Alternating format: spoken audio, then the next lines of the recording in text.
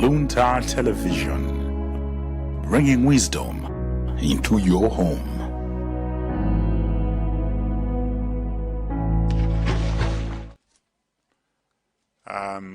If we don't complete our examination, we may have to log in again for another 40 minutes.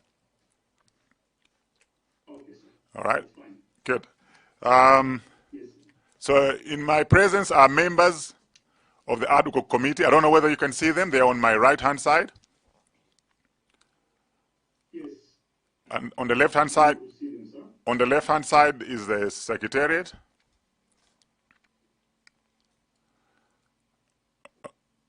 All right? And Yes, sir. I'm flanked by the Vice Chairman of the Hoc Committe, Honorable Dr. James Mpunga, and he's raised his hand up. I'm also flanked on the left by the Deputy Clerk of Parliament, Joseph Mansi. If you may just raise your hand up. And I'm the chairman of the Hoc Committe. My name is Walter Nyamilando Manda, an MP from Sanje Southwest. Thank you, sir. Colonel, just to inform you that we are live, as much as we are online with you, but we are live. We are broadcasting live on Parliament TV, on YouTube, on Facebook, and other media houses that are available in this room. And to seek your preference of communication, what language would you prefer to communicate? Obviously not Mandarin, because we know where you are. But what's your preference? English and Chichewa. Fantastic. Okay, so we will interchange depending on how flexible you are. Yes, sir. Colonel, as the base commander for Zomba Air Base, you were responsible for overseeing operations at Zomba Air Base, from where the aircraft that brought us here today was prepared and dispatched. Your testimony is expected to provide detailed information regarding pre-flight preparations, aircraft servicing and inspection procedures, operational clearances, and compliance with established Air Force protocols that were undertaken by you or anyone under your supervision. To be more direct, you received summons, and the summons are very clear. I will not take much time reading the summons because you have them with you in your possession. And would like you to testify on what you know and respond to the summons. But before we do that, it is important that you must take an oath. We will have to find a better way of you taking an oath, but you will have to respond online based on what will be read to you. So may I request Secretariat just to switch on the mic, read out the oath, and then he will be responding. Is that clear? Yes, it's clear. Thank you. Thank you. So can you repeat after me? I. Yes, sir. I, Your name? Alex Kenneth Machande, Do solemnly swear do solemnly swear by the Almighty God by the Almighty God that the evidence I shall give that the evidence I shall give shall be the truth, shall be the truth, the whole truth, the whole truth, and nothing but the truth. and nothing but the truth. So help me God. So help me God. Thank you so much. Thank you, Colonel Machande, for your cooperation to do this online. You're now free to make your presentation. We have received copies. You can read. You can read or talk through your presentation, depending on what's suitable for you. You may proceed.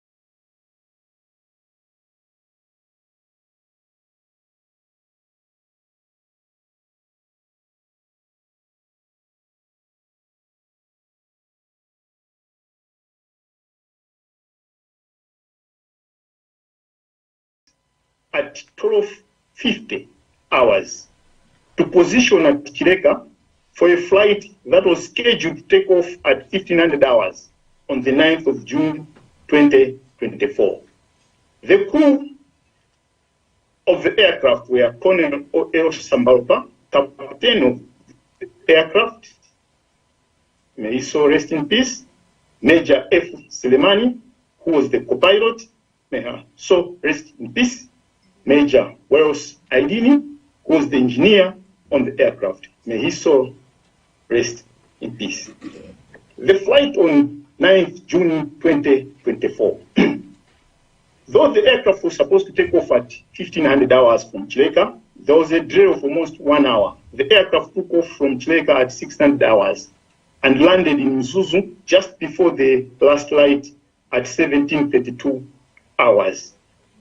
However, the crew reported very bad weather in Mzuzu when they were reporting about their destination. The request for VVIP mission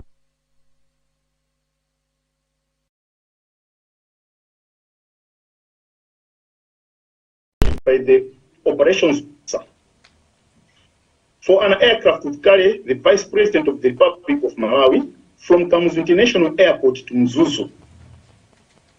The estimated time of departure was 0900 hours on 10th June 2024. Due to the fact that there was only one aircraft flying at Zomba Air Base, the same aircraft, Tango 03, which was in Mzuzu, was scheduled to fly to Kamuzu International Airport and pick the Vice President of the Republic of Malawi, Right Honorable Dr. Saulos Klaus Chilima, using the same crew of Colonel O.L. Sambaropa, Major F. Selemani, and Major Wells Aidini. The VVIP flight of the 10th of June 2024. The aircraft, MAF Tango 03, departed in Zuzu to Kamuzu International Airport in the morning of 10th June 2024 and picked the Vice President and departed from Zuzu at 0917 hours. From Kamuzu International Airport, 02 hours. And it was reported that the aircraft did not land at the expected time. When this information was received, communication lines and coordination was established between the Department of Civil Aviation and the Malawi Air Force to establish of what had happened to the aircraft. And also the Rescue Coordination Center was activated. The search and rescue teams of the Malawi Defense Force and the Malawi Police Service and the Department of Aviation joined together in the search for the missing aircraft and concentrated their search in the Chikangawa Forest in Zimba district because there was information about signals of a cell phone of one of the passengers of the aircraft being picked by a mobile phone tower at Raipla in Zimba district. The search continued into the night of the 10th of June 2024.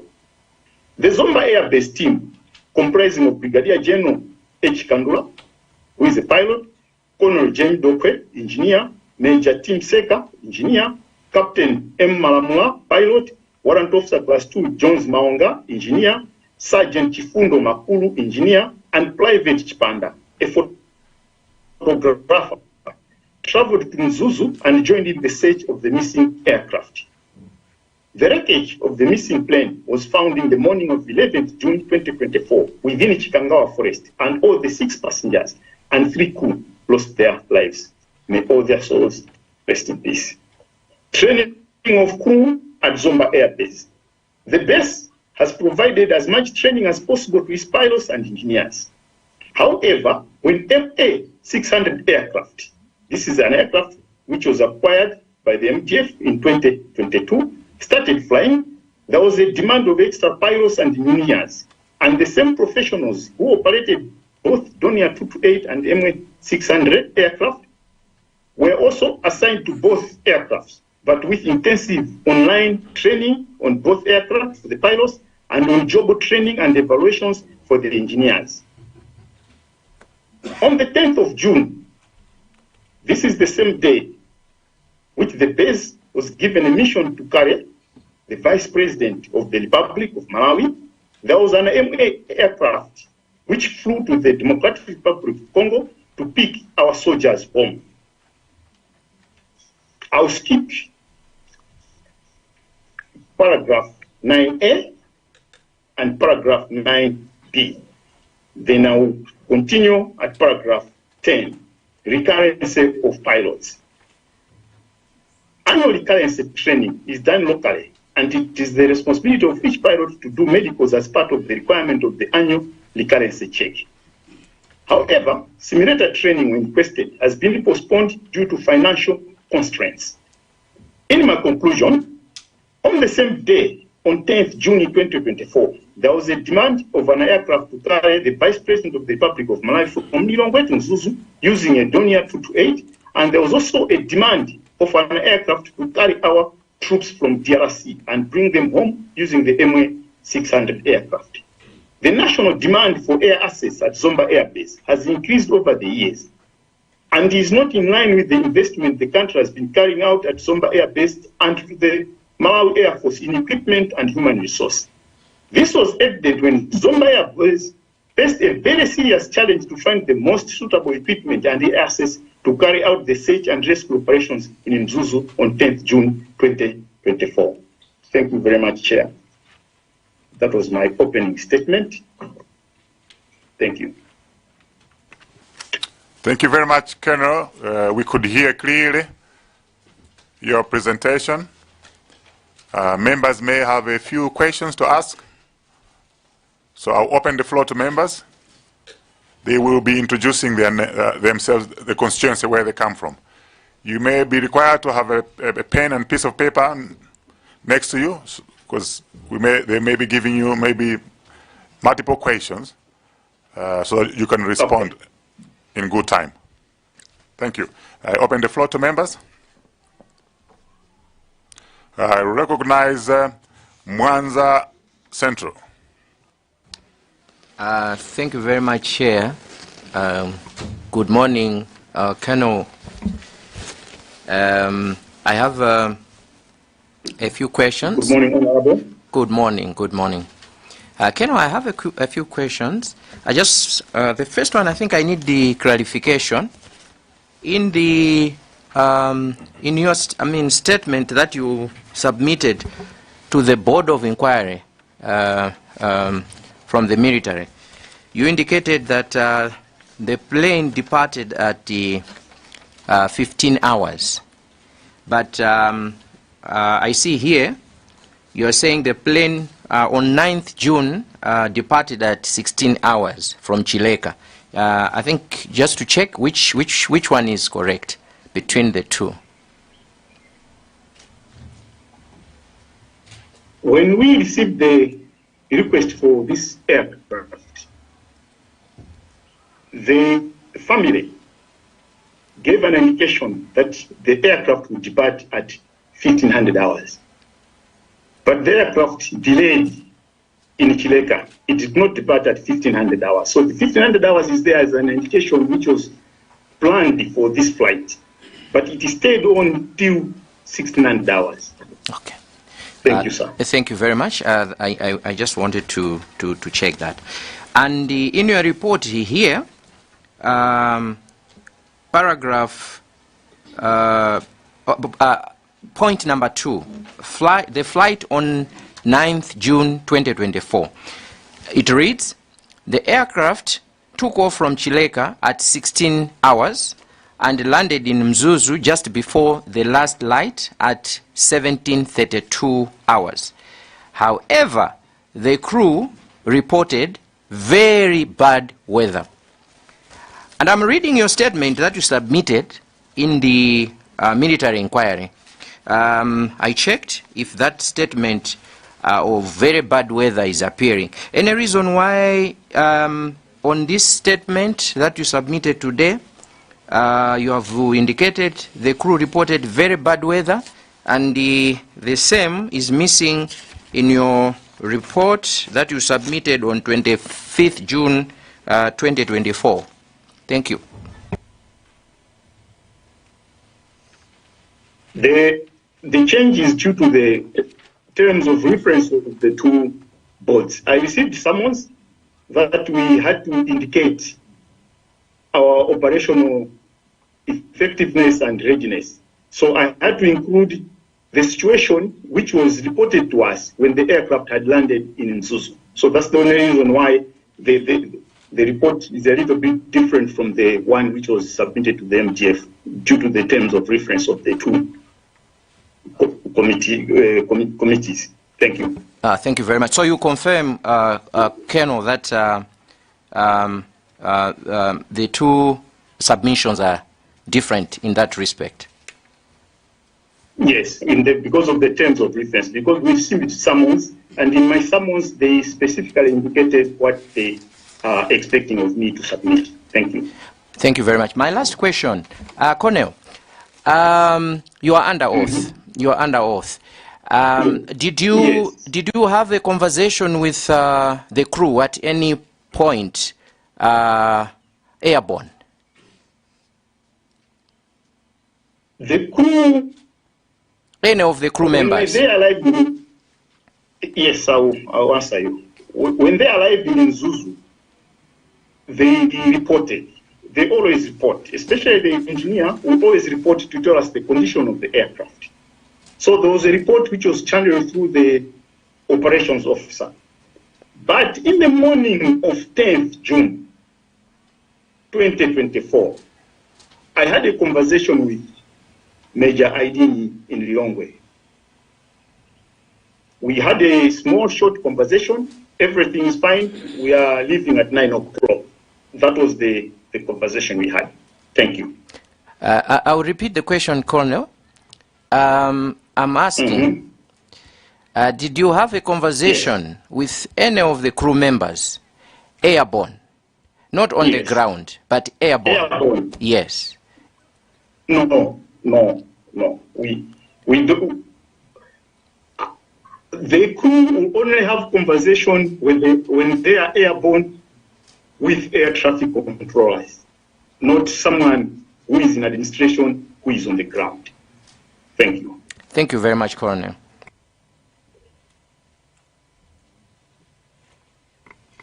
That's all from me, Chair. Thank you. I recognize Luntha Malabada Ndirande.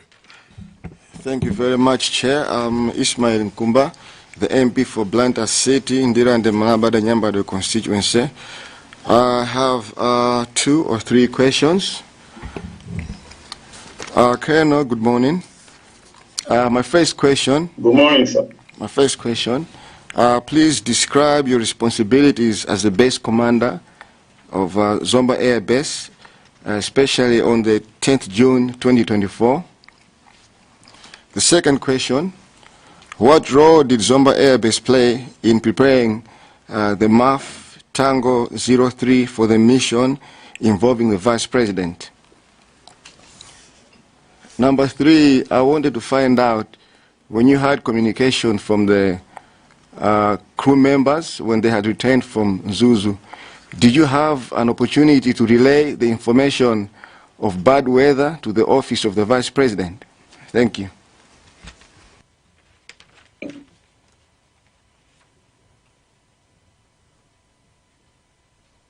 My responsibilities as the base commander at Zomba Air Base on the 10th of June 2024.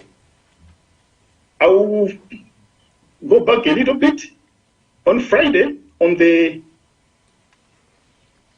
8th of June 2024, I was not feeling very well. This was a Friday.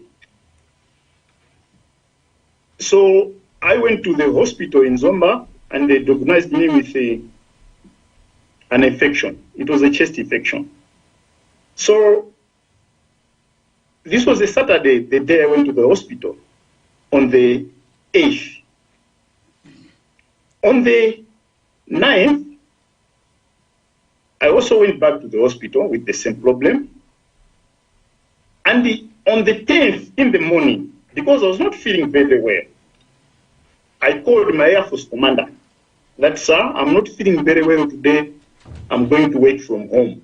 So he accepted because the problem had started 3 days earlier.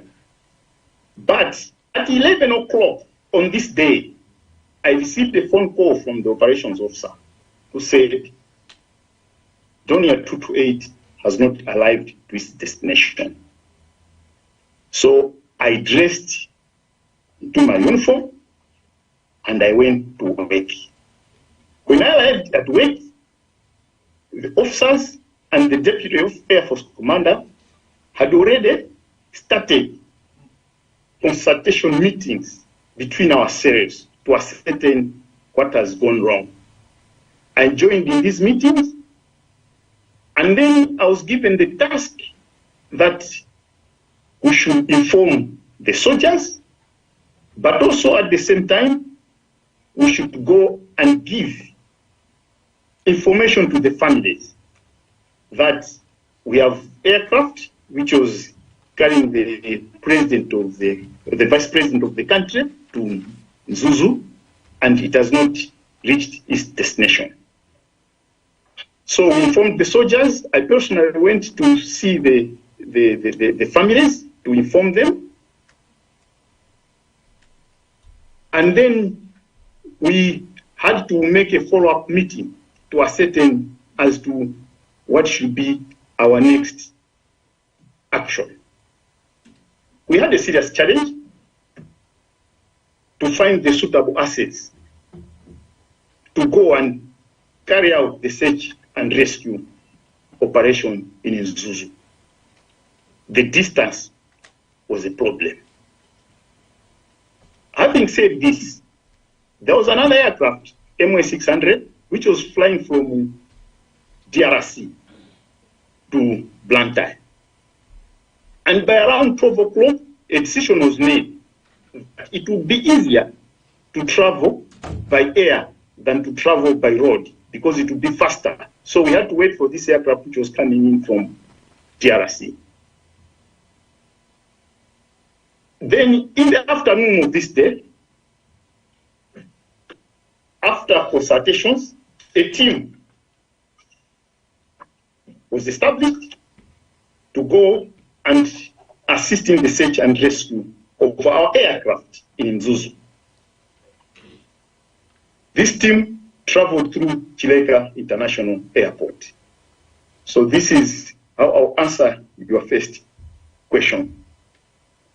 As per the role of the Air Force, which it played,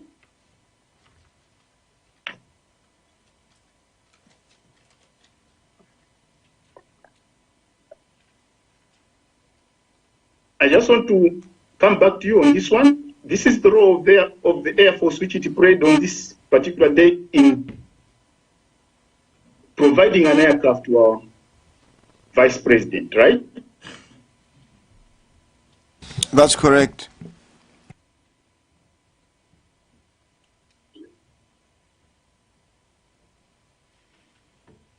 The Air Force has been receiving a lot of requests for flights to provide platforms to carry out different missions for different departments, different organizations, but also our VVIPs. The role of the Air Force was to provide such equipment when it was requested on the 10th of June 2024. However, we had only one aircraft. And this aircraft was already in Zuzu. So there was coordination between Zomba Air Base and the crew to ascertain the serviceability of the aircraft. During this flight, this particular flight, because the aircraft was out of station, the onus was on the flight engineer who was on the aircraft to do the pre-flight and give authorization for the aircraft to fly, that it was in a serviceable condition. This was only his part for the serviceability of the aircraft.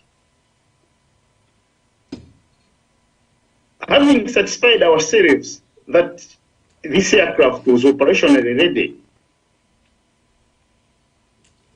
we gave a go-ahead that it can go to Lilongwe and carry out this operation.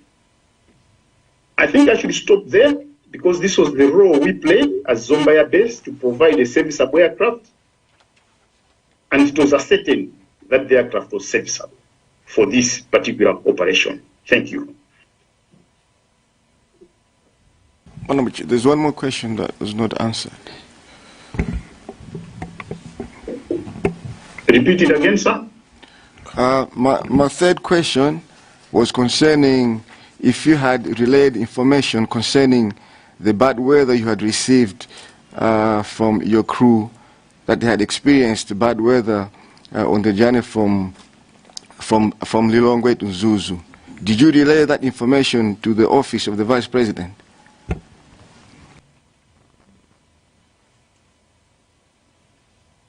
The information that there was bad weather in Zuzu was not directly related to the office of the Vice President, but it was relayed within our institutions that the aircraft, when it was landing in Zuzu, had a serious encounter with bad weather. Thank you, sir. Chair Nzonzi, and then we go to Dowa Kasangazi. Thank you so much, Chair, for granting us, the people of Nzonzi constituency, to ask a question to Colonel Alex Mwashande. Colonel Mwashande, the committee understands that every Friday, base commanders submit reports about state of aircrafts to the Air Force commander. My question is, what kind of report did you submit to the Air Force commander on the 8th June 2024, a Friday before this tragic accident? Can you share it with this committee? The second question is, can you provide this committee with the technical logbook of the Donia 228? Thank you so much.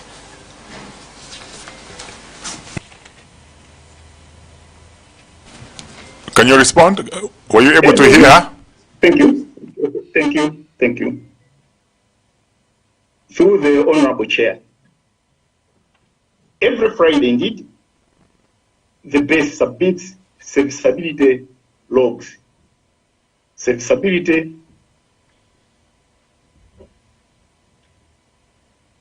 status of our aircraft.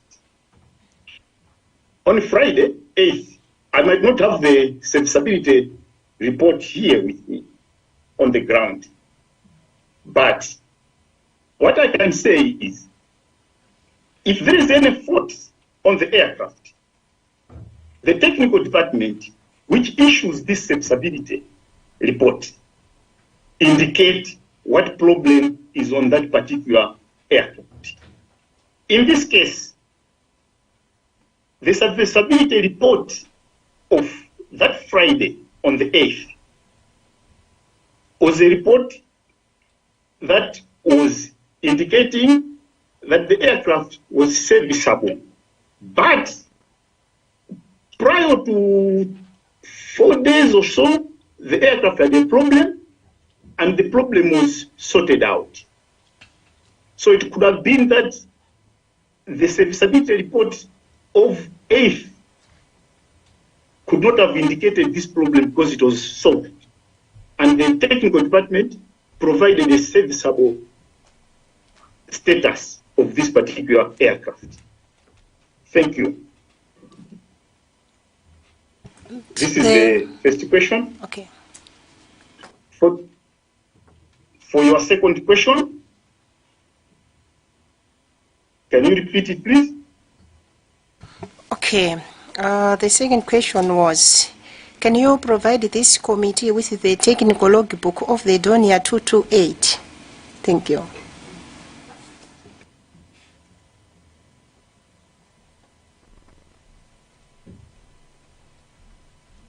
The logbook of Dornier 228 Tango 03 was destroyed during the accident at Chingangawa. Thank you. So I'm mindful that we have received. But I can add.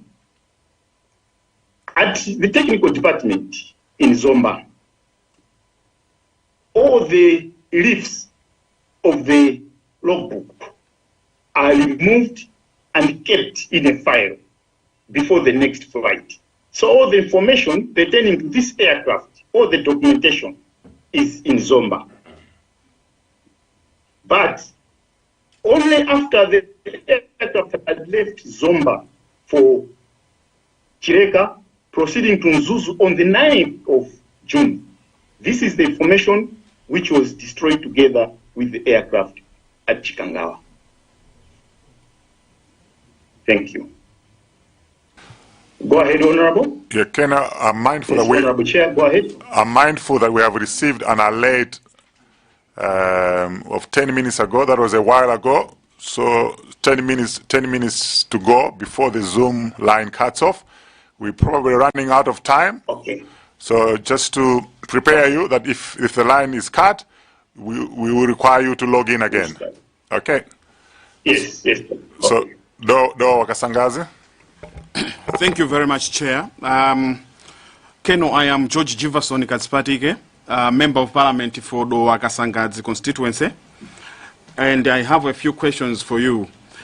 Number one, when the plane was leaving Zomba on 9th June 2024, were you aware that it had a 40 emergency locator transmitter with a battery that had expired according to the BFU report in the year 2004?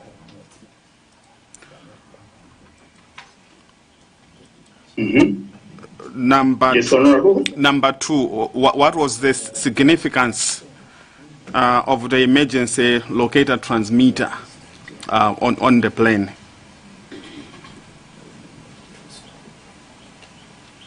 Number three. Number three. Okay. When did the Malawi Air Force become aware, yes, sir, that the battery in the emergency locator transmitter had expired? Because the nation became aware that the plane had an expired battery after the accident through the BFU report. But when did the Malawi Air Force become aware that this plane had a 40 emergency locator transmitter? Thank you very much.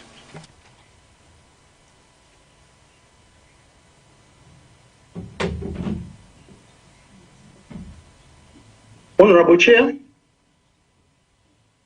the emergency locator transmitter on Tango 03 had expired. But in actual sense, this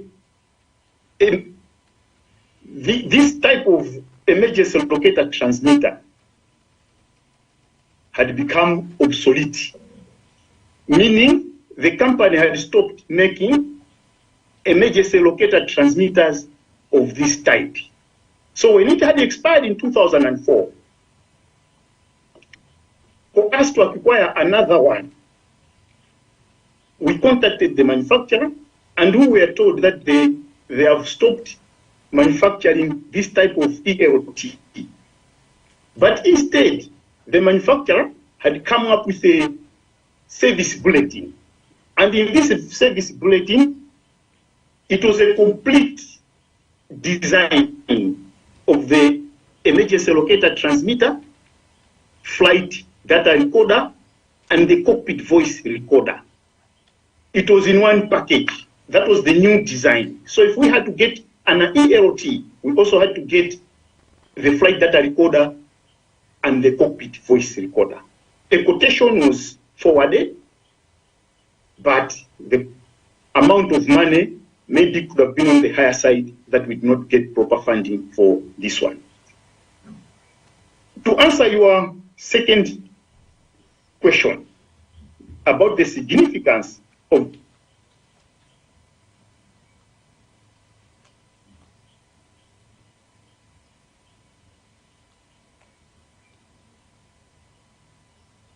we need to wait until he logs back.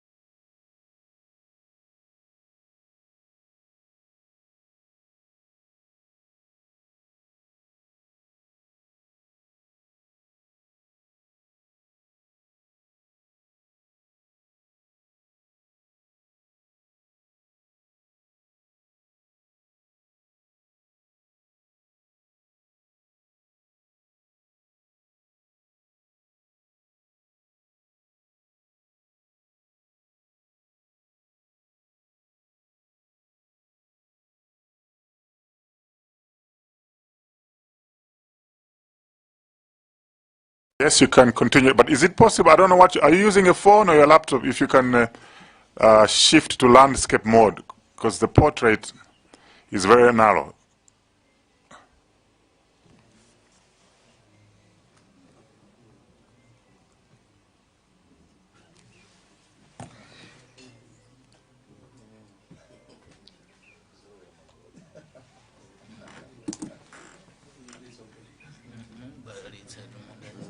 Let's just continue. No.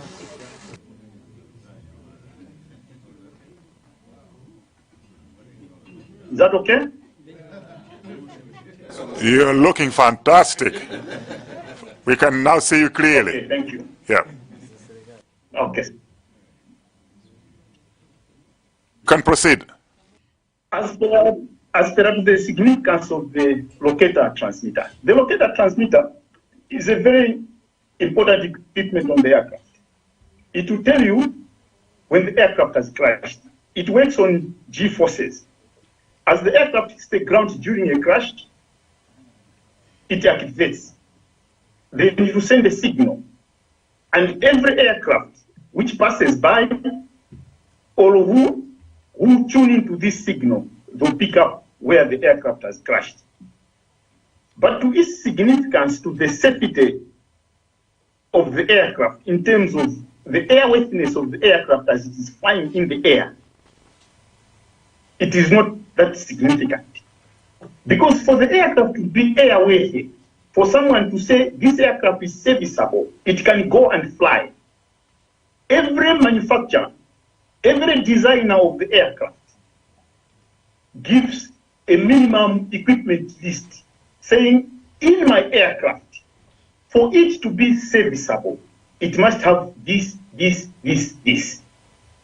As a servicing engineer, or as a certifying engineer, or as an inspector, when the aircraft has got a fault on any of these items which have been given by the manufacturer, that this is the minimum equipment list, that aircraft will not fly.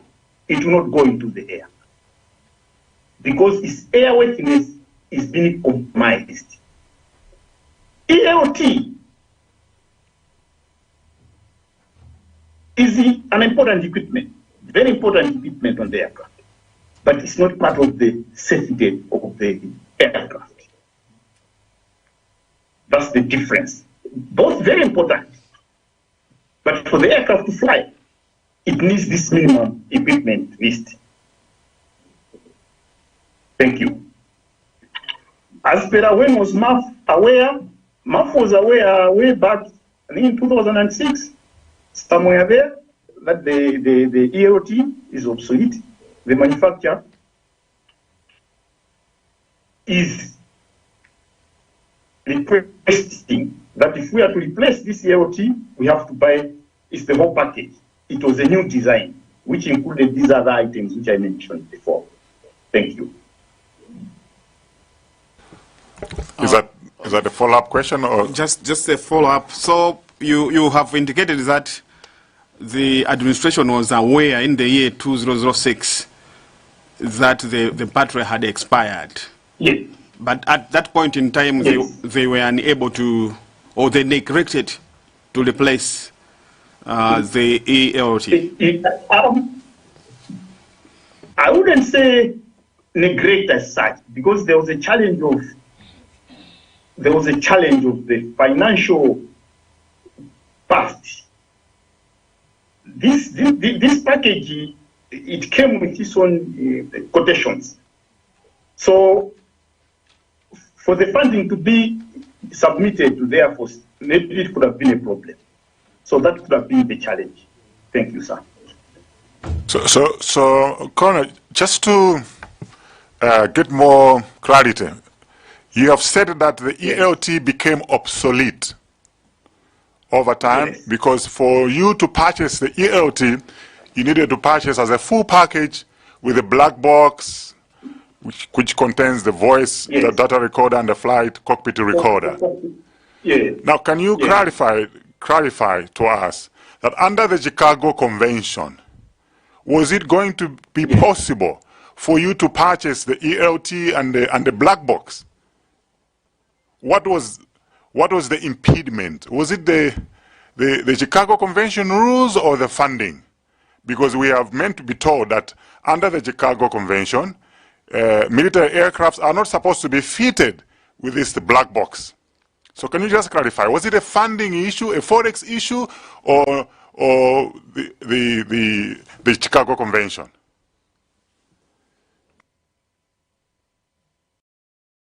In this case, when this aircraft was being bought in Germany, they make it optional. Either you buy these other items we've mentioned, the cockpit voice recorder and the flight data recorder. It's optional. But also at the same time, our aircraft being military aircraft, it was not compulsory on us to buy these. With time, in Europe, they made it mandatory for an aircraft to fly in Europe to have these aircrafts, which were optional at that time, but now they were no longer optional. They were mandatory. Now, when our ELT expired, becoming obsolete, and we needed to replace it, when we contacted the manufacturer, he brought now saying, no, we don't sell this ELT on its own. We don't just sell the ELT. We sell the ELT, flight cockpit, voice recorder, flight data recorder, and other avionics items as one complete package as a service bulletin. When this was invoiced to us, this is now where it became a financial problem. Thank you. Yeah. Thank you very much, Chair. Coroner, I have a supplementary question on the ELT, but Yes. I'll ask in Chichewa because I saw the comments on the Facebook page.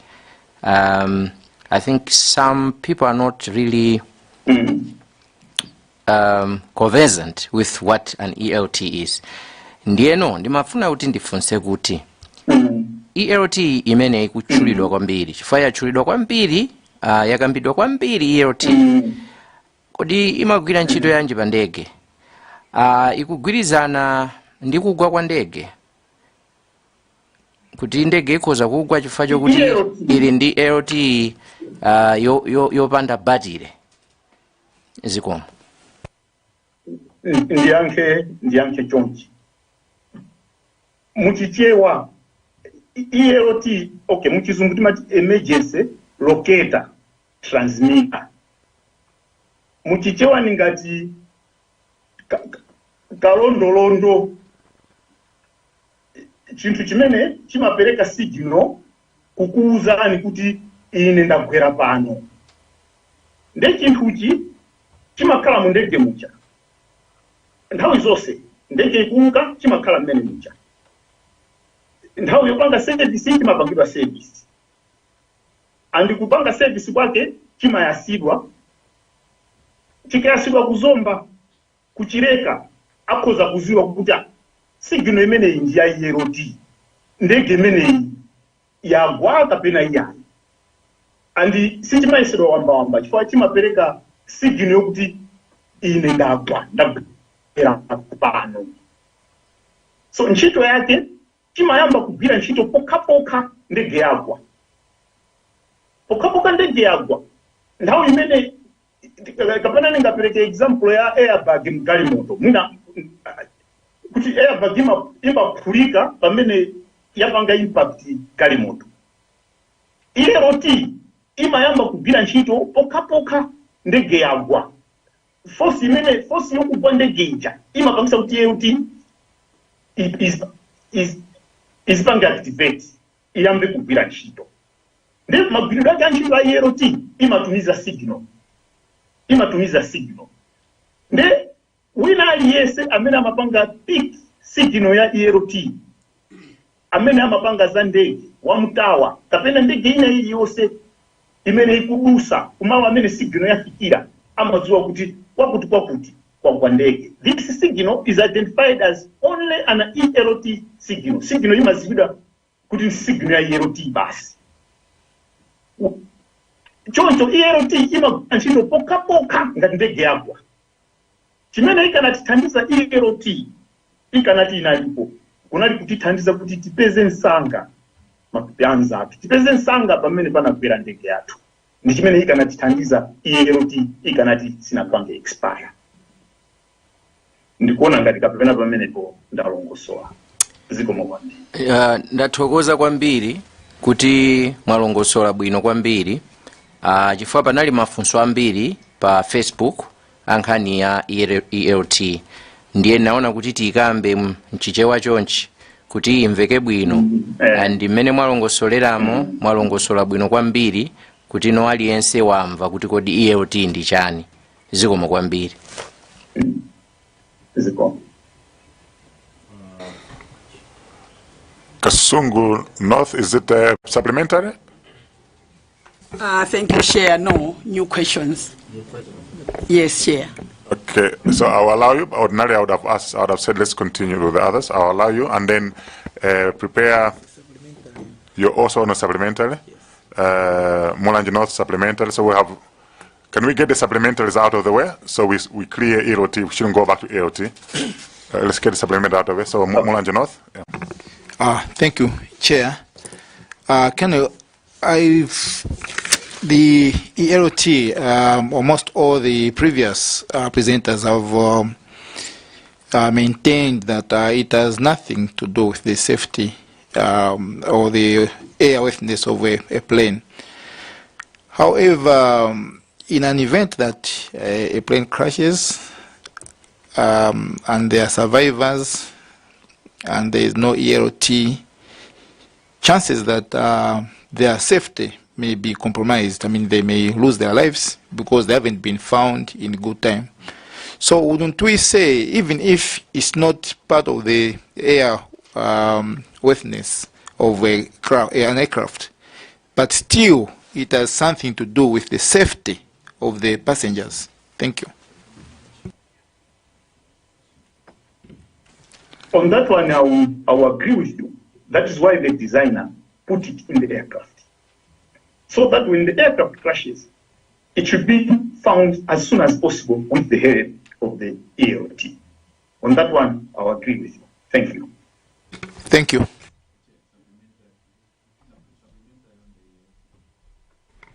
Supplementary.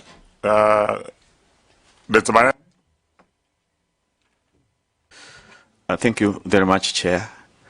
I just wanted to learn, Colonel, that the ELT, is it amongst the essential package such that the manufacturer puts it when the plane is coming, whether it's military or non-military, and such that is an option, or is it an optional?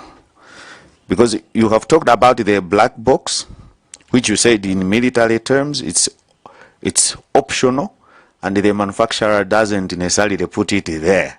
So for the sake of the ELT, is it also amongst the optional or non-optional? I just wanted you to clarify on that one. Thank you.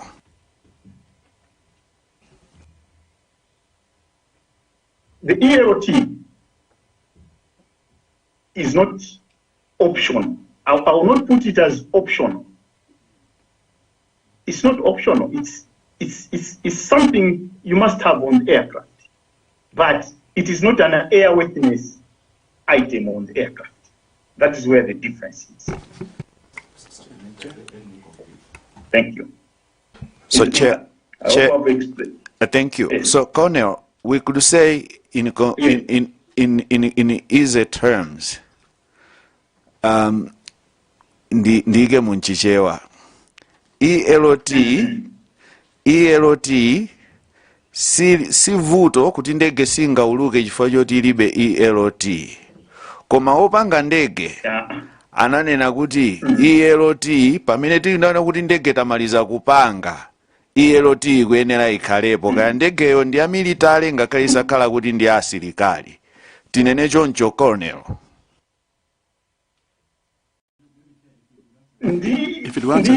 Ndipange separate pakati pa military ndi not military. Let's understand nkhani za military aircraft. You wouldn't love to have your aircraft crashing in the enemy territory and it is telling the enemy, I've crashed here. So there are some other things in the military we don't have to have. But as an aircraft designer, they put the ELT in the aircraft because some aircraft have got dual use. They have got use by the military, but they have got also use by the civilian. But for the military, an IoT might cause a problem when your aircraft crashes in the enemy territory. Thank you, sir. Sombatondwe. Thank you so much, Chair. Good afternoon once again, Colonel Mwachande. Good afternoon, sir. Yeah, my name is Dumisal Nindani, representing the people of Zomba Tondwe, and a member of this committee. Colonel, maybe if I would say that there are always upgrades in aircraft maintenance, which are issued through service bulletins, as you rightly said earlier on, and that we may not be fair to continue to refer to outdated service bulletins. Like in this case, the Chicago Convention happened long ago, and yet along the way, the EOT as an equipment later became mandatory. Would I be wrong to say that?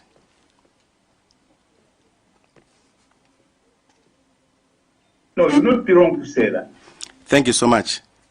Chair, I'm trying to say that the element of saying it was designed like this was an odd theory, because as time was going, the EOT became mandatory. It's just that probably we were, maybe as a country, we didn't move with the times, but it's a mandatory aspect. And I may wish to agree with the... I just want to add... Yes. I just want to add, as you are putting it, as a country, every country, every group of nations, every region, they've got their own regulations. So they apply to each one of those. And in our region, in our country, the EOT status, especially the flight data record and the other equipment that they are put together in the service bulletin, follows into this. Thank you. You can continue, sir. Thank you, Colonel. When you say in our country, are you referring to the civil or military rules? Military ones. Thank you. I wanted that to be clear. So, Chair, I'm trying to suggest that this talk of saying the aircraft, military aircraft are designed like this is no longer true, and I agree with him. Two, I wanted, if possible, maybe to close, okay, maybe just to comment like exactly what he said, to say that in the case of this inquiry, if the EOT was installed on this aircraft, it would not take more than 30 minutes to locate, not even 30 minutes, because it starts transmitting light on spot. It was not going to take 30 minutes for us to know that the former Vice President, may he so rest in peace, and team crashed in Chikangawa. Would you agree with me? That would not take 24 hours or so.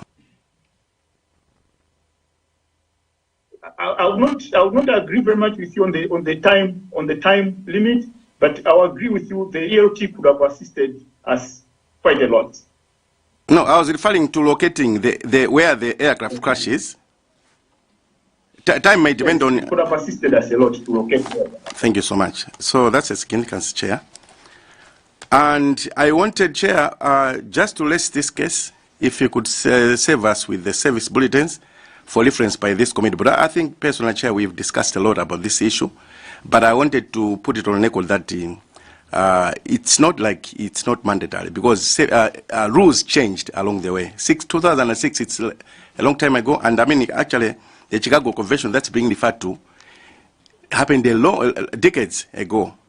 Thank you. I don't know if you may allow me to continue with other questions, because you said we should comment on the ART first. Supplementary on the ART. Thank you. Supplementary, but can we close? I hope this is the last one on EOT. Thank you so much, Honorable Chairperson. Keno Mwajande. Mbuyo monsemu ndamva bwino. Mbuyo monsemu ndamva bwino nkhani ya ART until the last ujeni nde zikukhala ngati zikundisongonizaso maganizo kuti kodi ndimvetsetse. So mukhoza kugwirizana nane nditanena kuti ART imafunikira kwambiri mu donium kuti ikhalemo, ndipo inuyo ku military mudapempha kuti ART muyikemo mu ndegemu, koma chifukwa cha ndalama kuti boma silidakupatseni ndalama ART sidayikidwe mu ndege mmene mukhoza kugwirizana nane ntanena choncho. Exactly. That's why I was saying we went to the manufacturer to give us a quotation to replace this equipment. Ndieno the quotation which came. funso lotsatira lonena kuti mwatilongosolera bwinobwino ndipo ndimamva kunena kuti ELT ya masiku ano imabweranso ndi black box limodzi kusonyeza kunena kuti boma linakakugulirani 2006 linakakugulirani ELT yophatikiza ndi black box bwezi mudoni amene muli ELT ndi black box limodzi zonse ndi choncho and ndizimene timafuna zikomo kwambiri chair ndimafuna ndimvetsetse pamenepo.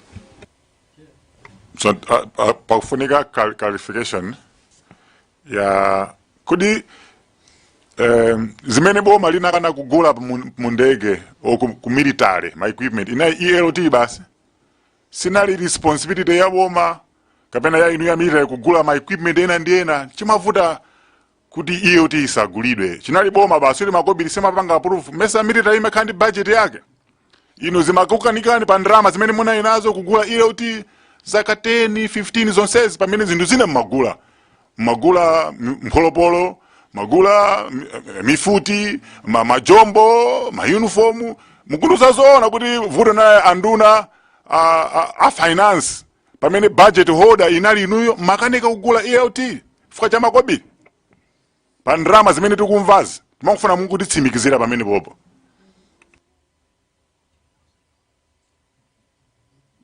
The Honorable Chair, aviation is expensive. Let us all agree, aviation is about technology. This is science. So, it is expensive. As I've also indicated in my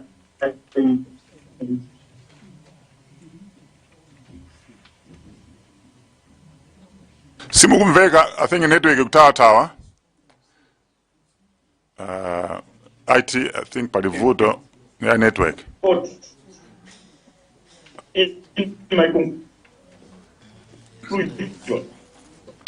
Network siri bwino ndetukupe mpando tumuyankheso fusemene network ikabwera koma situ kumvana. That demand for use of aircraft, but the investment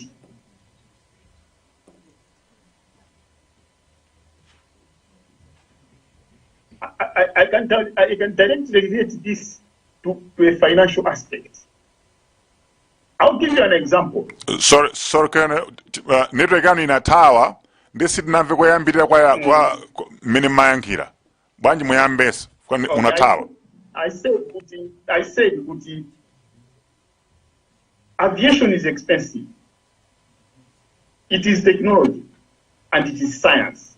So it is expensive. If you have to run an aircraft, you must have proper funding. Now, as I indicated in my presentation, in my conclusion, I said that the national demand for aircraft in Malawi has been increasing over the years. Imagine on the 9th and the 10th. On the 9th, there was a flight to go to Zuzu. On the 10th, there was also a demand for an aircraft to go to Zuzu. There was also demand for an aircraft to go to DRC. That was only in a window of 2 days. So this shows us that there is a national demand of air assets. Having said this, I then say, with this demand, with the investment the country has been putting into aviation through the Zomba Air Base and through the Malawi Air Force is not in line. Investment is very minimal. That is why it hasn't been easy for us to acquire an ILT. I'll give you another example, Honorable Chair. In 2017, one of our aircraft, a Donia, a very serviceable Donia, was found out that its engines had expired. The aircraft engines, after running for 1,800 hours, 1,800 hours, our Dornier aircraft, when the engines run for 1,800 hours, whether the aircraft is serviceable or not, but because of quality control with strict adherence to standards on aircraft maintenance, this aircraft was grounded, though it was flying, because the engines have to be removed from the aircraft and they are sent to overhaul. We send our engines overhaul overseas to the manufacturer. At that time, in 2017, the cost of these two engines was $350,000. In 2019, these engines were still on the ground and the cost had gone up to $400 US. In 2021, these engines were still on the ground in Zomba. The cost had gone up to $741,000 US. Today, sir, 9 years down the line, these engines are still in Zomba and the cost has gone up to over $1 million US. That is how difficult it is to keep aircraft flying at Zomba airbase and in the airbase. Thank you. So Mwambiri, a chair sana yankulebo, a vice chair.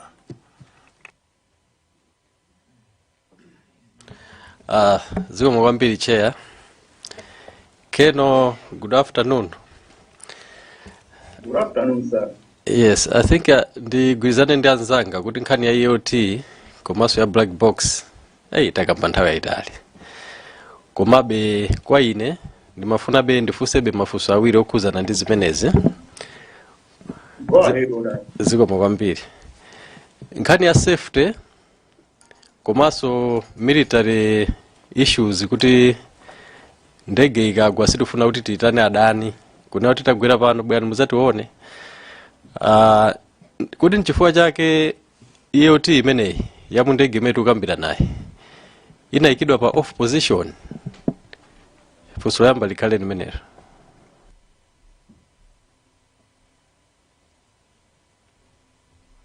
EOT, when the aircraft is flying, a serviceable EOT will always be put at arm. It's always at arm. So this one was off because the AOT was obsolete. Thank you. Ndifusabe kuti kodi ngati nali obsolete kuti sikugwira ntchito. Panali chifukwa choti tichose pa arm kuyika pa off.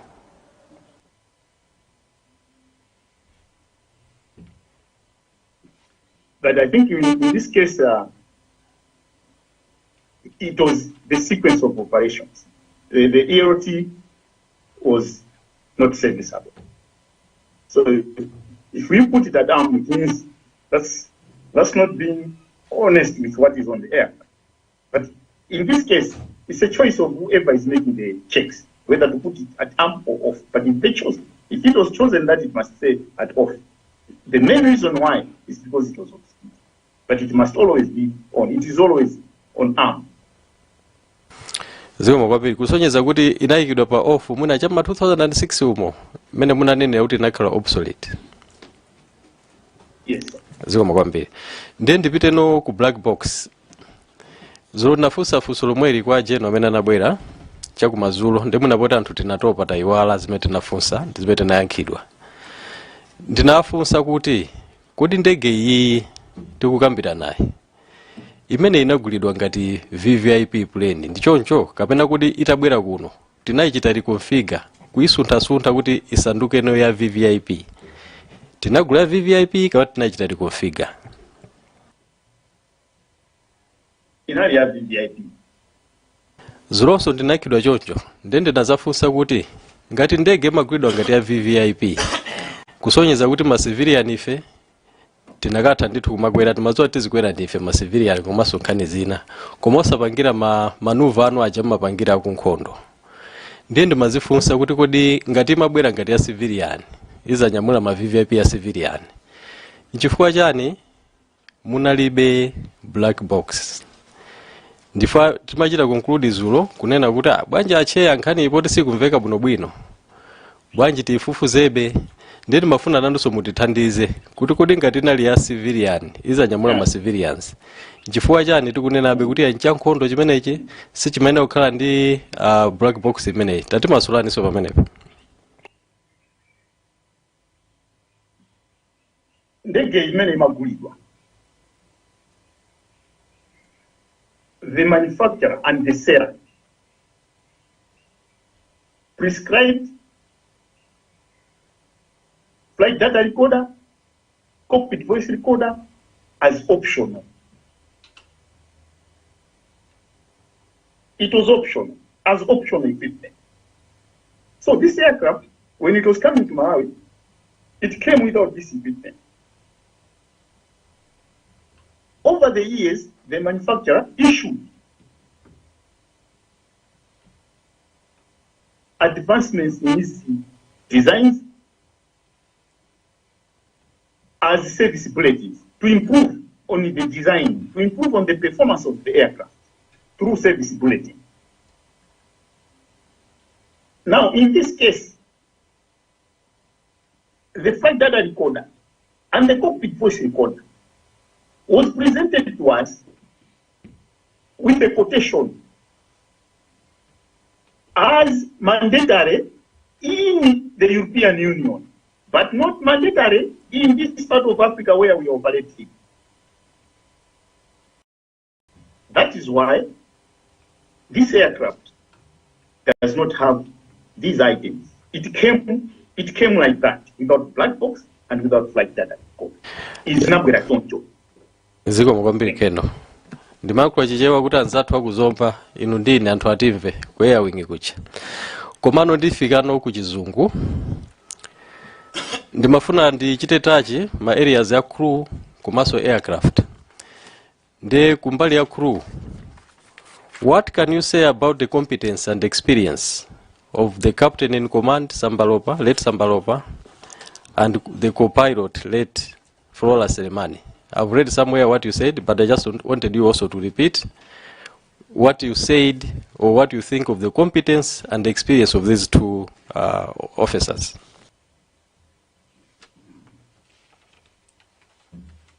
Our pilots are very experienced, and their competence is of high standard.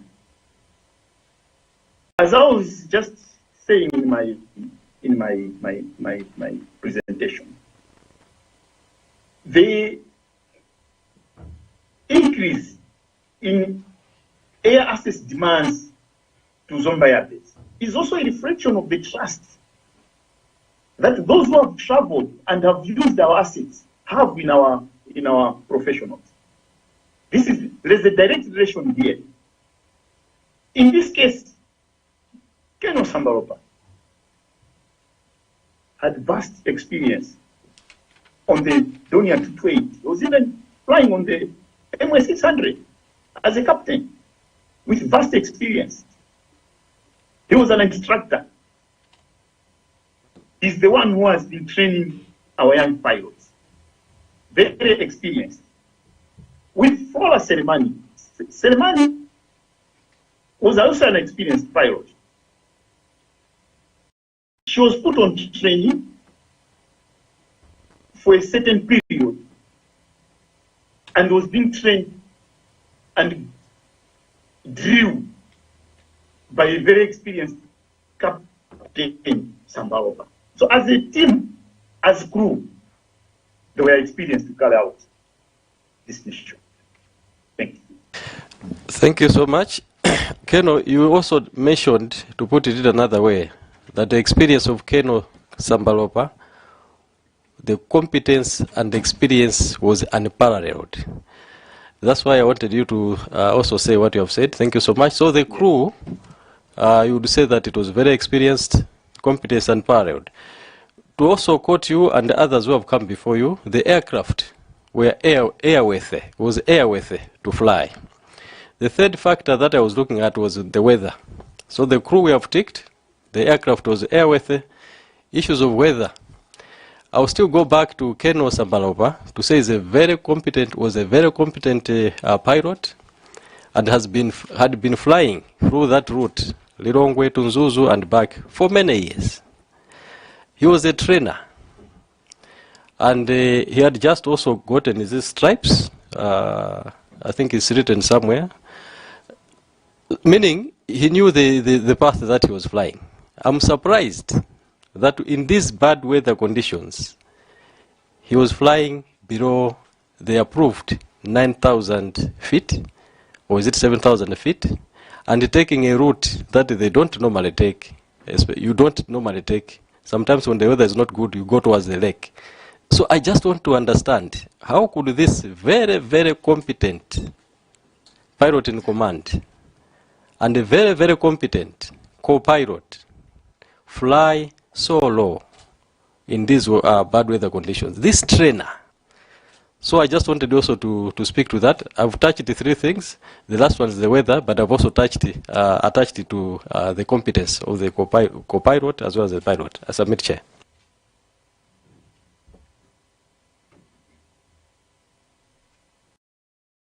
On the flight of the 9th of June, when they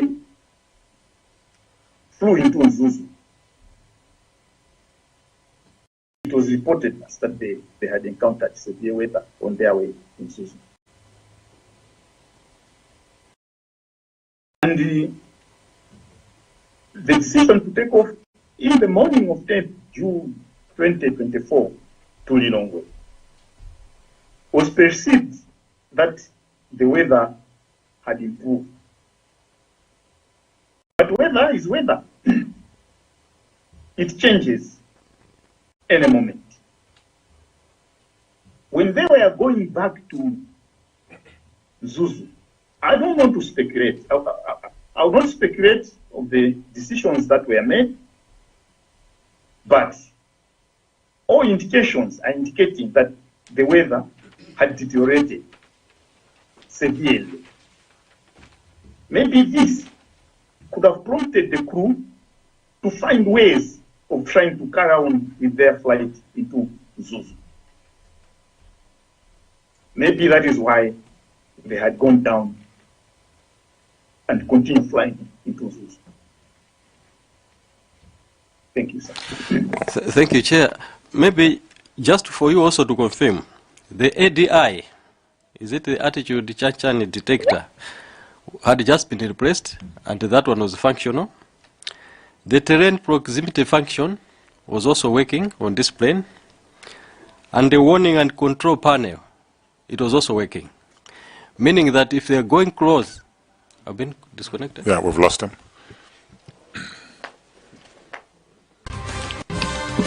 Not lost him like in Chicken Tower. Disconnected.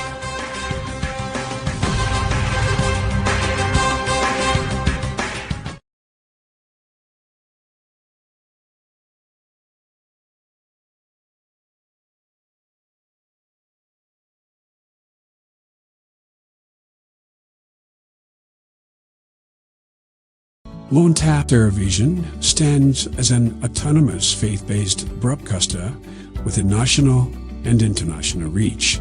Experience the difference with Luntha Television, where innovation meets experience. Our dedicated team, backed by cutting-edge technology, ensures seamless execution and unparalleled results. Luntha guarantees credibility and professionalism in all its endeavors and services. We offer, among this, production and broadcasting of jingles, music videos, narratives, documentaries, press services and programs, on location or outside, live broadcasting of mass and other church functions, government or NGO functions, and political rallies, creation and broadcasting of special programs, sponsored content, sports and entertainment, and advertising for small, medium, and large enterprises. All services are offered at competitive prices. Tune in daily. We have 40 minutes.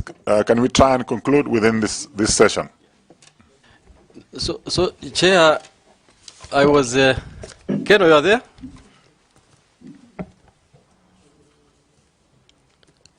Keno, can you hear us? Go ahead, Honorable. Okay. So I think I was also just confirming... Yes, I can hear you, Honorable. Thank you.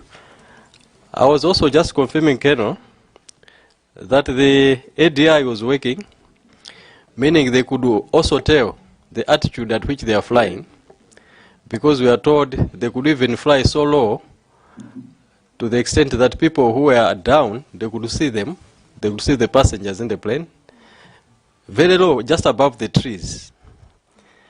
So I just also wanted you to confirm that the ADI was working.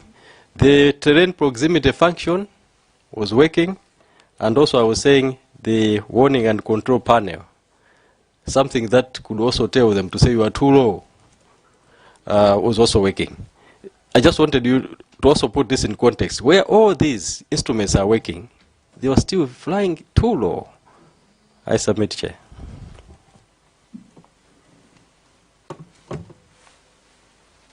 The aircraft was serviceable, especially on the control panel, on the warning panel. On the warning panel, it will show you what is not working in the aircraft. But on the warning panel, it showed there was no problem with the aircraft. The ADI was serviceable.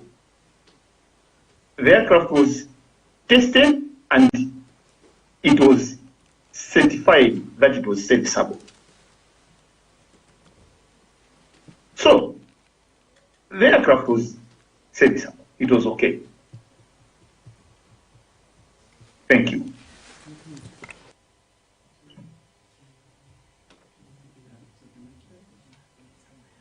Let me recognize the lady. Men have been dominating. Okay. Yeah. Kasungu North. Thank you, Chair, for giving the chance to the people of Kasungu North to ask a question. The question is just one. I had many, but my colleagues have already asked. My question is to the Cornell Machande. What lessons should be learned from this tragedy? What lessons should be learned from this tragedy? Thank you.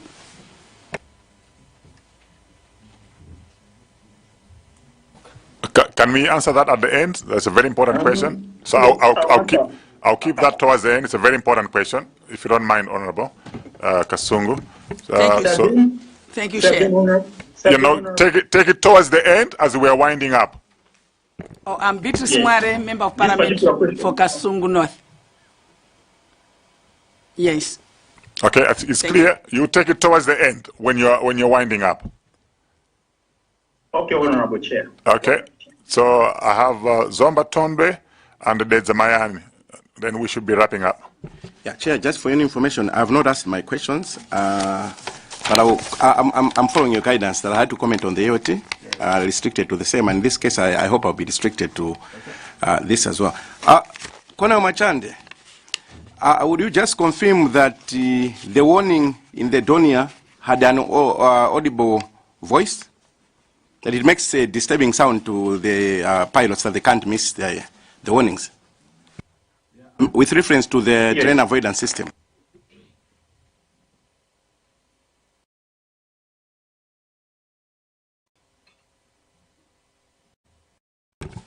Did you get my point, my question?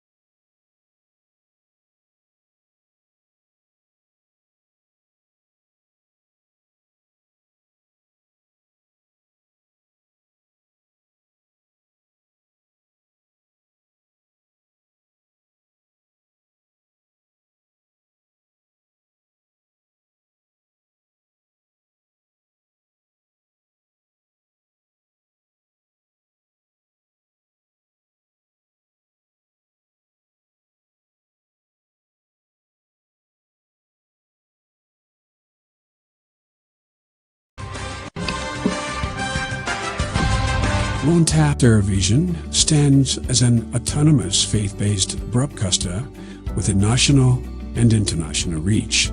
Experience the difference with Luntha Television, where innovation meets experience. Our dedicated team, backed by cutting-edge technology, ensures seamless execution and unparalleled results. Luntha guarantees credibility and professionalism in all its endeavors and services. We offer, among this, production and broadcasting of jingles, music videos, narratives, documentaries, press services and programs on location or outside, live broadcasting of mass and other church functions, government or indoor functions, and political rallies, creation and broadcasting of special programs, sponsored content, sports and entertainment, and advertising for small, medium, and large enterprises. All services are offered at competitive prices. Tune in daily to catch Luntha Television on Zuko on Channel 51, Starsat Channel 474,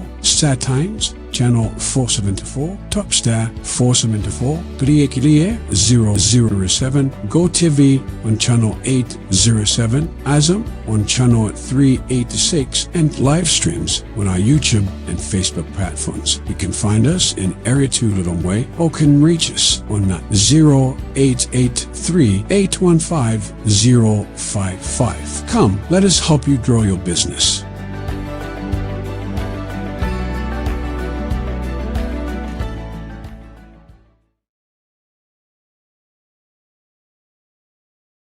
Luntha Television stands as an autonomous faith-based broadcaster with a national and international reach. Experience the difference with Luntha Television, where innovation meets experience. Our dedicated team, backed by cutting-edge technology, ensures seamless execution and unparalleled results. Luntha guarantees credibility and professionalism in all its endeavors. Okay, sorry about that. Yes, I think we are giving you a last round of questions, so we should be wrapping up. We've got Zomba Tondwe. Okay, sir. Yeah, Colonel, welcoming you back. I wanted you, Colonel, to confirm that the audible sound is quite noisy when the train avoidance system is working, so that pilots cannot miss it. Yes, this is the one I'm answering, that the Donia 228 does not have a built-in. Okay. The one which is available is the one on the GPS. So it's possible it could be, the GPS could be in that function where it will give an audible signal or not. But as an aircraft, Donia 228 doesn't have this equipment you're talking about. But it is in a built-in GPS. Okay, maybe in the interest of time, I would ask your other colleagues, but I wanted that because most aircrafts are equipped like that. Anyway, I wanted you, Colonel, before you go, because these were probably happening at your level. How do you keep records of pilots and engineers? For example, licenses. Do you keep copies of them while they keep their licenses at home, or while pilots fly with their licenses? Do you also keep, as an office, copies of the same? The pilots fly with their licenses, but the records are kept at the flying department. Thank you so much. With the engineers. Okay, I'm asking that because, yeah, I agree, and that's what I expected. But I was asking that because in the BFU report, it's reported that the crew, some of the paperwork or qualifications of the crew could not be found because they had been destroyed during the accident, and we were asking ourselves, what about the copies at the office? So you have answered it. Chair, you may have to pursue it further, because they keep records. Secondly, as I wind up, in the interest of time, Colonel, you mentioned that while you were in Zuzu, you got a report through Ops Department detailing. Okay, I wanted you to share with us as a committee contents of that report. I submit.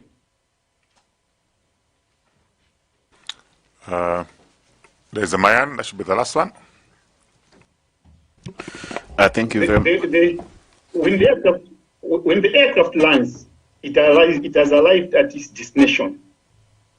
The crew gives the status of the aircraft. They report on the status of the aircraft. How was the flight, the status of the aircraft, and impending missions if there will be any.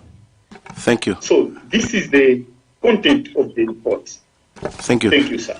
Chair, just to confirm with him is if the names that have been given here as a team, a search team, the names that are here, are they the only names, or you had beefed up the team with other soldiers from somewhere? Are these the only names that came from Zomba? There were soldiers from Moyare barracks that were doing a search and rescue in Zuzu. My interest is on the main chunk. This was the main body of doing the search and this is the body that helped to find the aircraft. What I want to the team that was dispatched from Zomba. Thank you so much, Colonel. I wanted you to. I'm sorry, I'm like rushing my questioning because of I'm worried about the time. But I wanted you just to confirm that these names are the only names that came from Zomba, because you've given us a list of names. The other ones were from Zuzu. These are the ones from Zomba. Would you confirm? Yes. Thank you. Yes.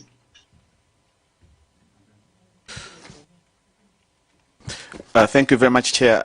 My name is Saveo Kafafa, Member of Parliament for the Zamayani constituency, and thank you, Colonel, for your presentation. My question is basing on the chain of command in the military. Where do you normally get your instruction from? I want to know who commands you, and in terms of the 10th of June or the 9th of June, where did you send your command to? So I want to know where you got the message from and where you sent the message from in terms of the chain of command. That's the first part of my question. Thank you, Colonel.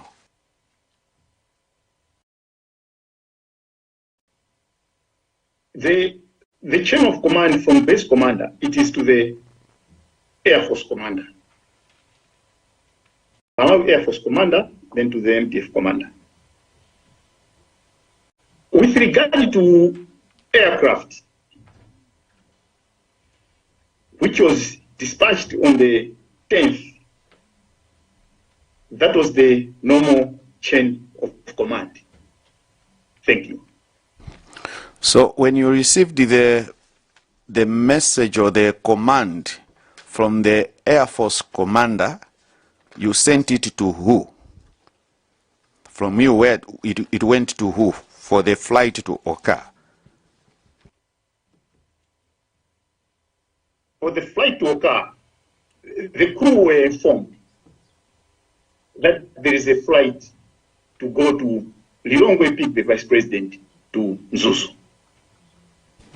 The command of this type of operation, because the aircraft was out of station, there was also another parallel line of command that they were also talking with the crew. The crew had to be told because they were out of station. But the base also on its part carried also its instructions with regard to the serviceability of the aircraft and its operational readiness. Thank you. I want you to be very clear. Were the pilots using your commands, or they were also receiving some commands from somewhere? In aircraft, it's centralized command. And we call it centralized command, but decentralized execution. So the command is centralized. So this was the centralized command that was also in direct contact with the crew of the aircraft because of the time of the flight, one, but also at the same time the aircraft was out of station. But also at the same time the base was also having a channel of communication with the crew to tell them with regard to what is supposed to be done on the following day. Thank you. Let me reverse my question. If they had a problem, whom were they supposed to report to? Because it's like they are receiving commands from two different sources. The commands go through the chain of command of the base commander. So if there was a problem with the aircraft, it was the chain of the base commander which was supposed to be informed. This is the normal chain of command.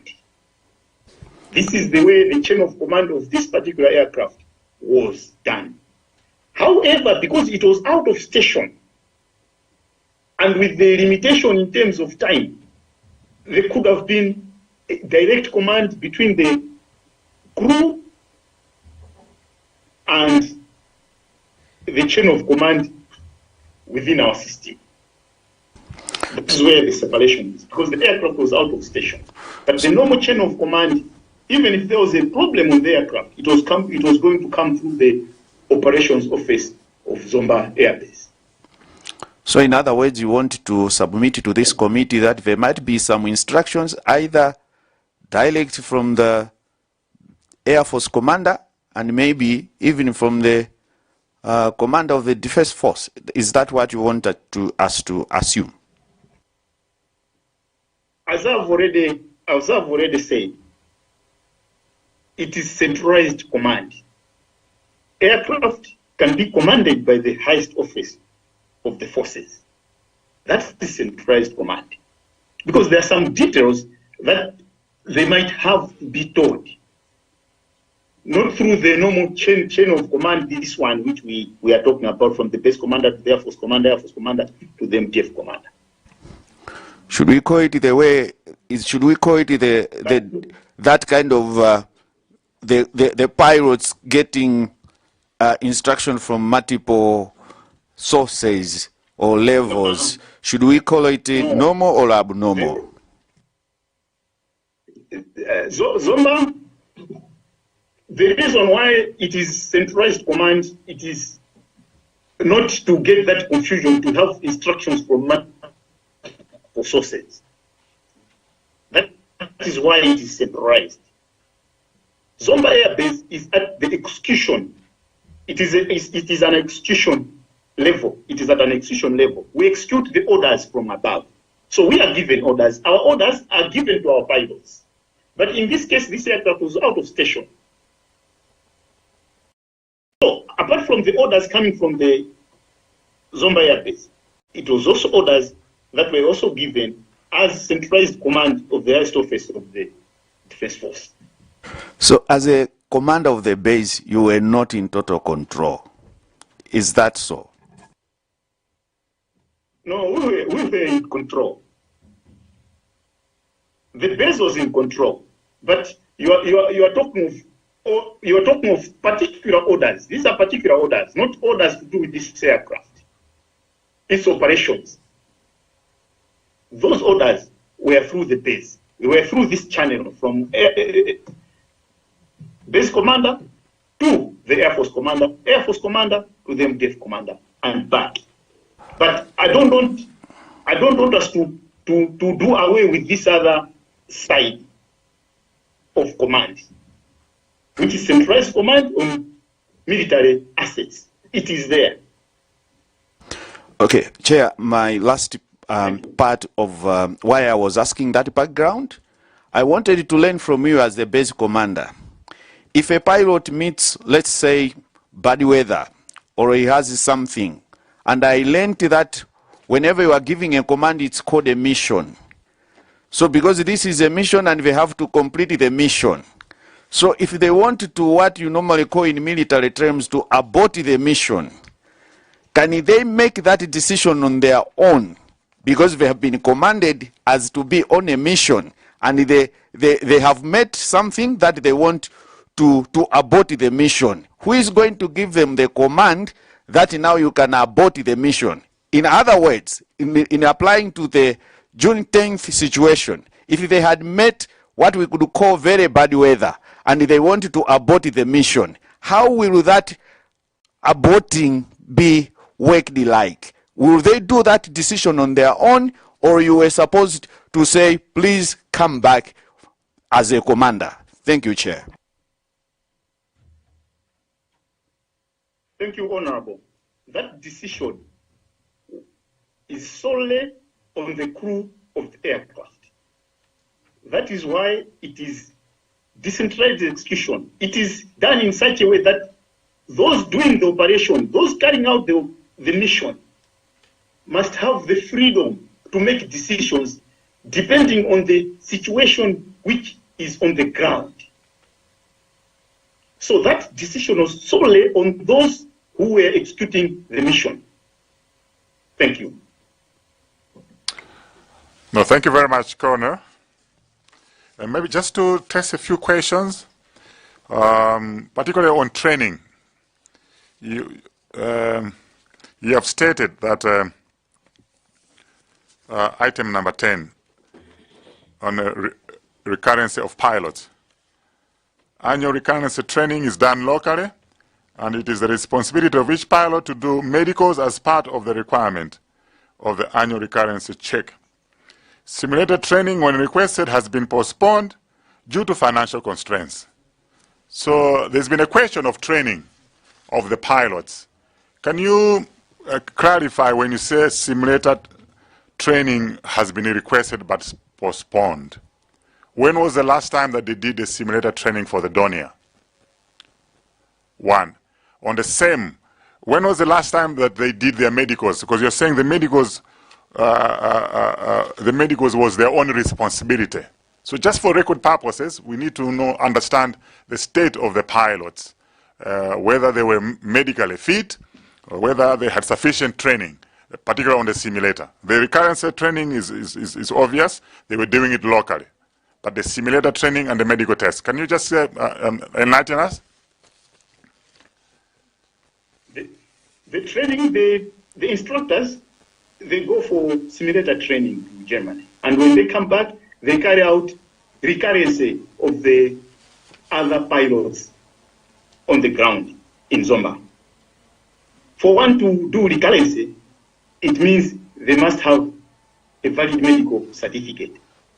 So the fact that they've been able to do recurrency, it means they've been able to do their medicals regularly, as it's supposed to be. That is why they are able to do recurrency in Zomba. The instructors who check these pilots on this recurrency, they go to Germany to do their simulator training.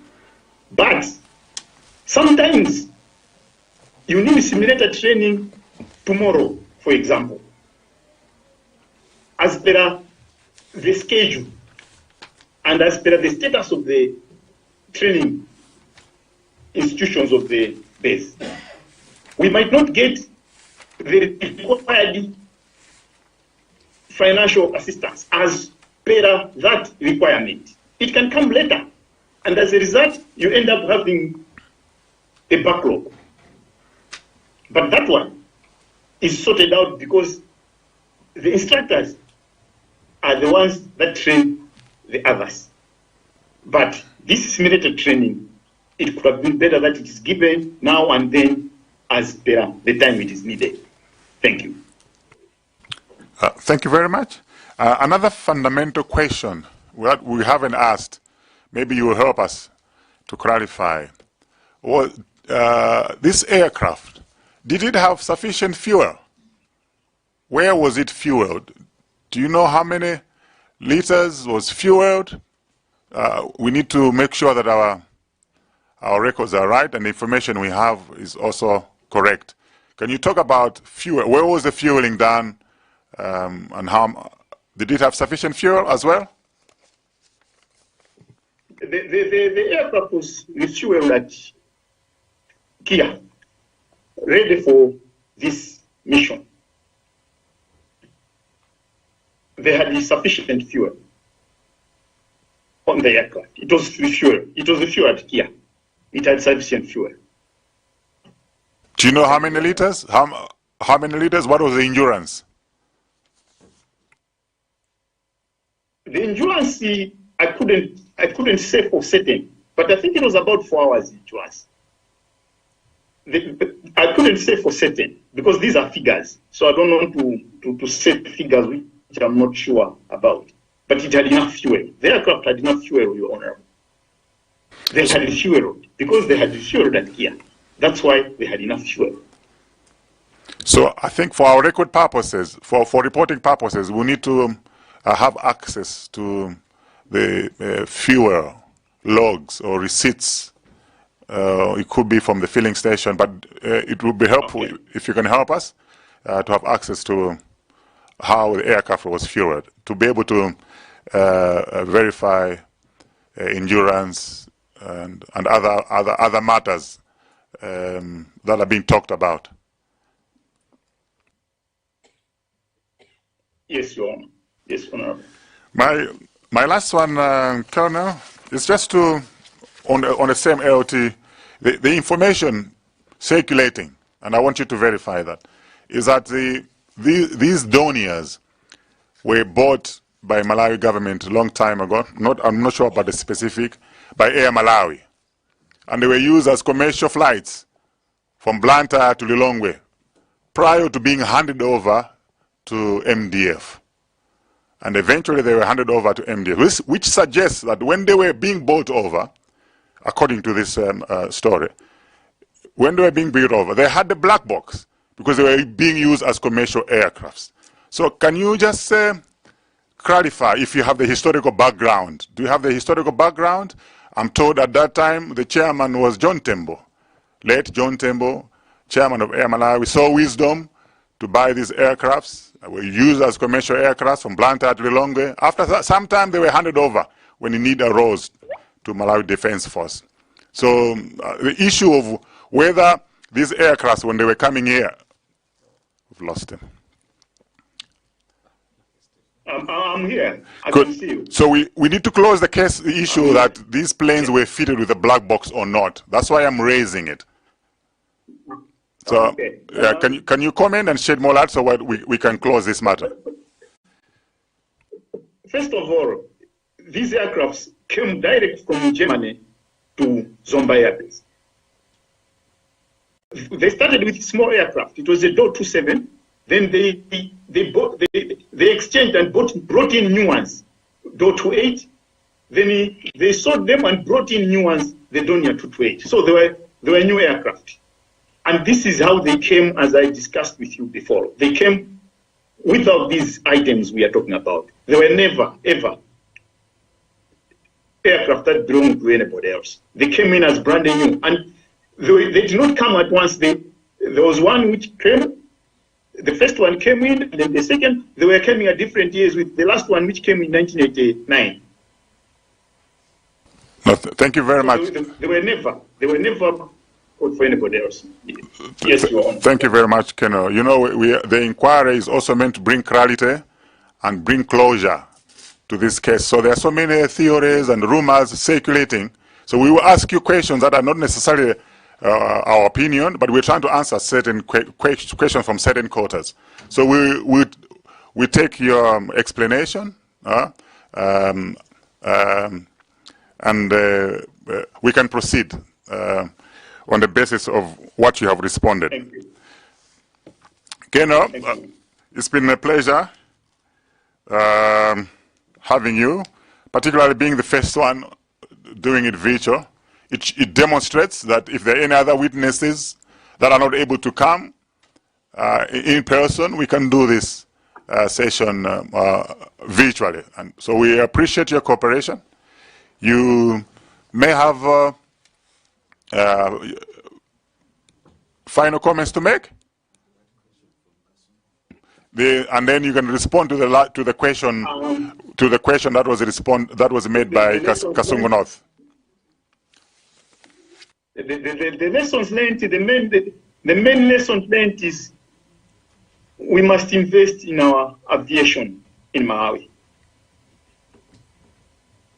At Mzuzu Airport, for example, there are no landing aids. But it's an airport that is constantly used. So the lessons learned is we must invest in aviation in Malawi. Thank you very much. Thank you. Thank you. Thank you, Colonel. Wherever you are, we wish you all the best. Thank you very much. You can sign off now.